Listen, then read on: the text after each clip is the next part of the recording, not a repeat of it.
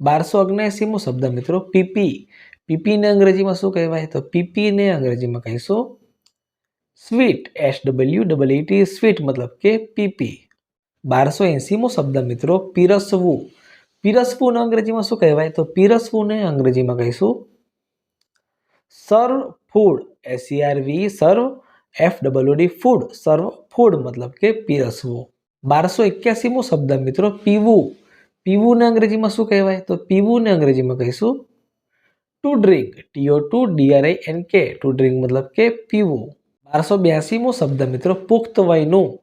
પુખ્ત વયનું અંગ્રેજીમાં શું કહેવાય? તો પુખ્ત વયનું અંગ્રેજીમાં કહીશું એડલ્ટ. ADULT એડલ્ટ મતલબ કે પુખ્ત વયનું. 1283મો શબ્દ મિત્રો પૂરી. પૂરીને અંગ્રેજીમાં શું કહીશું? તો પૂરીને અંગ્રેજીમાં કહીશું fried bread. FRIED fried. BREAD fried bread મતલબ કે પૂરી.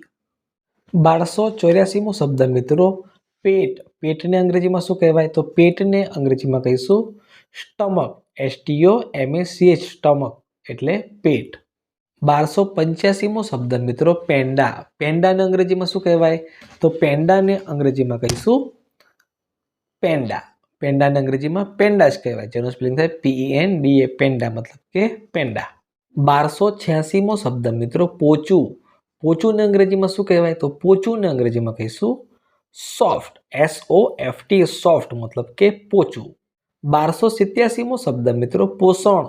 પોષણને અંગ્રેજીમાં શું કહેવાય? તો પોષણને અંગ્રેજીમાં કહીશું ન્યુટ્રિશન. NUTRITION ન્યુટ્રિશન મતલબ કે પોષણ. 1288મો શબ્દ મિત્રો પ્રાણી. પ્રાણીને અંગ્રેજીમાં શું કહેવાય? તો પ્રાણીને અંગ્રેજીમાં કહીશું એનિમલ. ANIMAL એનિમલ મતલબ કે પ્રાણી.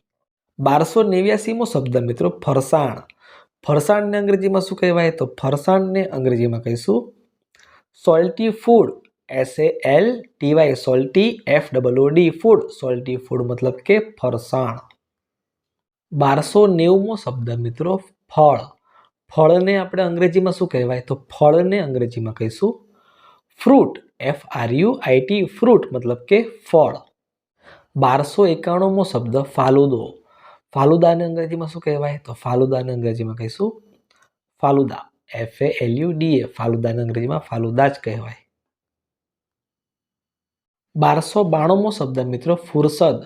ફુરસદને અંગ્રેજીમાં શું કહેવાય? તો ફુરસદને અંગ્રેજીમાં કહીશું લેઝર. LEISURE લેઝર મતલબ કે ફુરસદ. 1293મો શબ્દ મિત્રો ફૂલવું. ફૂલવુંને અંગ્રેજીમાં શું કહેવાય? તો ફૂલવુંને અંગ્રેજીમાં કહીશું ટુ સ્વેલ. TO2SWELL ટુ સ્વેલ મતલબ કે ફૂલવું.